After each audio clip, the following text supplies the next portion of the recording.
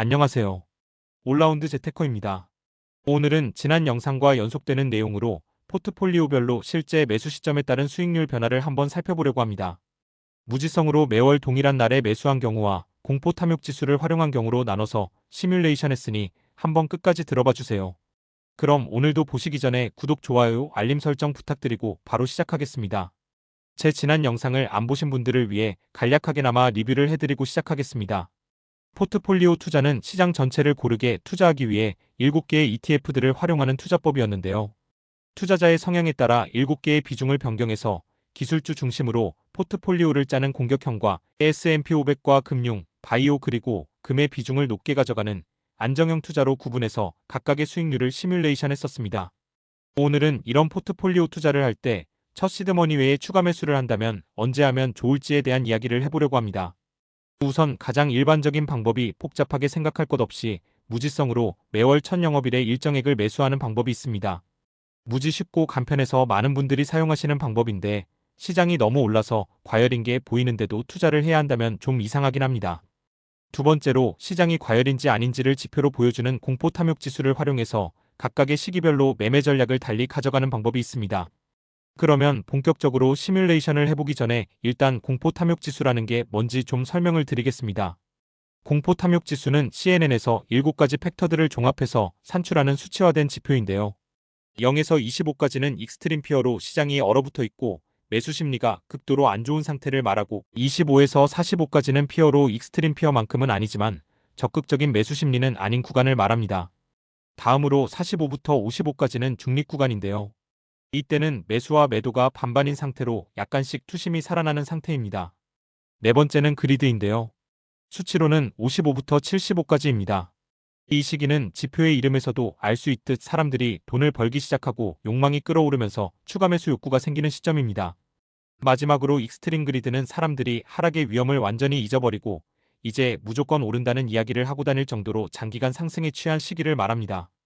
시장은 이런 지표들이 반복적으로 순환하면서 과열과 공포를 에너지 동력으로 삼아 장기 우상향을 만드는 것입니다. 아래 그래프는 지난 5년간 공포 탐욕 지수의 시계열 자료인데요. 지수는 익스트림 그리드 구간에서 최대 82까지 올라갔었고 익스트림 피어에서는 최저상까지 하락했었습니다. 지표의 5년간 평균값은 48로 중립 구간에 해당합니다. 그래프 옆에 적힌 각 구간별 발생 비중을 보면 5년의 영업일 동안 익스트림 그리드는 5%, 그리드는 33%, 뉴트럴은 18%, 피어는 31%, 익스트림 피어는 13%가 발생했습니다.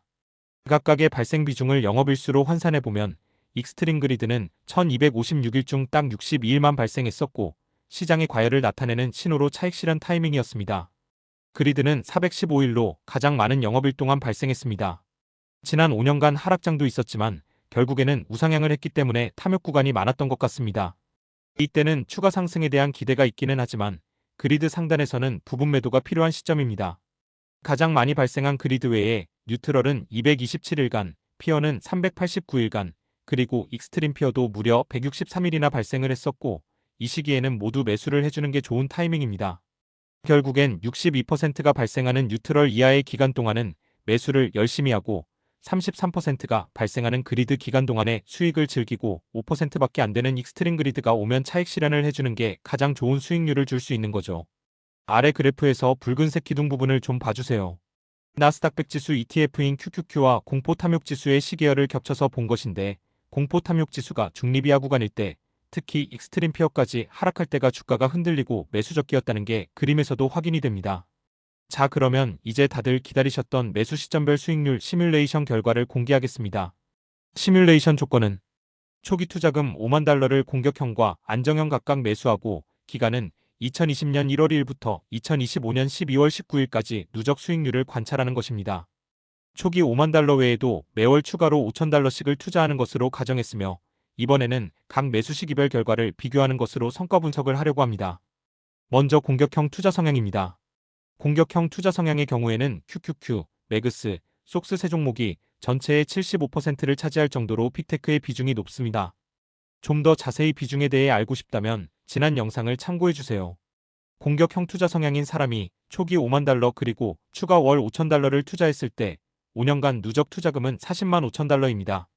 먼저 5만 달러 매수 시점과 추가 투자금의 매수 시점을 매월 첫 영업일로 했을 때는 검정색 그래프에서와 같이 다른 경우들보다 수익률이 조금 낮습니다. 그런데 상대적으로 높은 결과를 보여주는 뉴트럴이아와 피어이아 시점 매수의 경우에는 무지성 월초 매수 대비 12%가 넘는 누적 수익률 우위를 보이고 있습니다.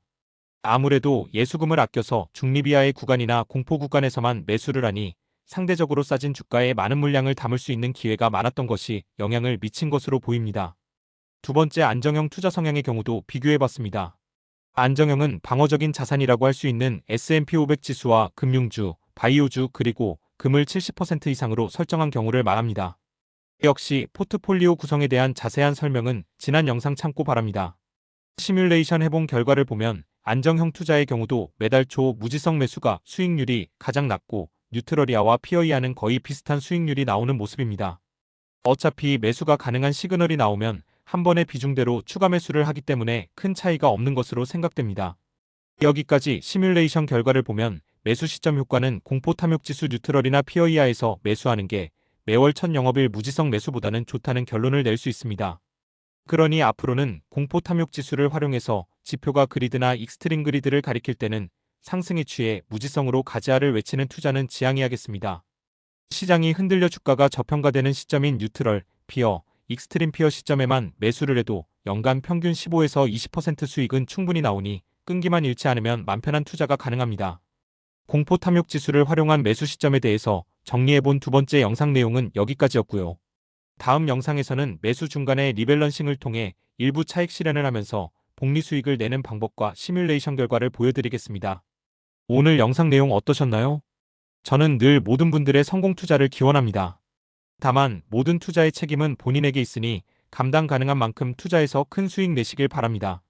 그럼 다음 영상을 가지고 돌아오겠습니다. 감사합니다.